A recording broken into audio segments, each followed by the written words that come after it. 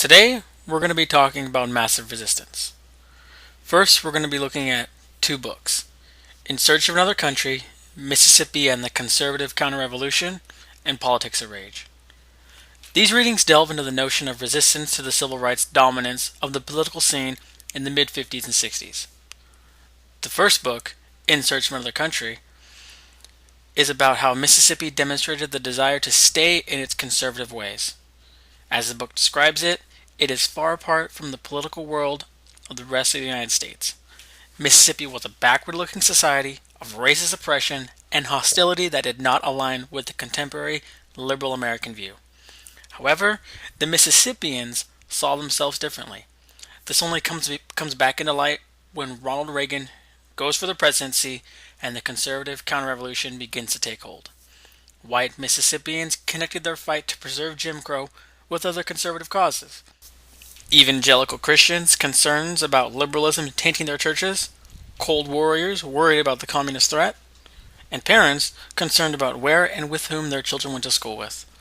The author reveals important divisions among Mississippi whites, offering a portrayal of how conservative Southerners connected the gap between the politics of Jim Crow and that of the modern Republican South. The second book, Politics of Rage, however, brings up George Wallace's national appeal.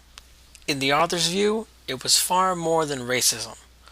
Wallace was able to mix racial fear, anti-communism, cultural nostalgia, and traditional right-wing economics into a movement that subjugated the anxiety with which the white working and middle class viewed the rise in street crime, social unrest, and the erosion of cultural values.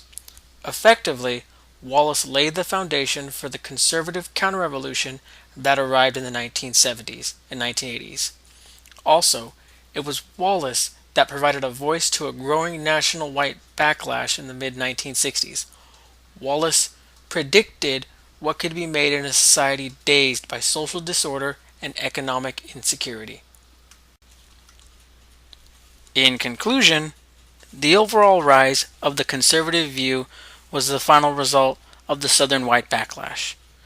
They managed to position their views of racial division and racial divides into the overall view of conservative politics.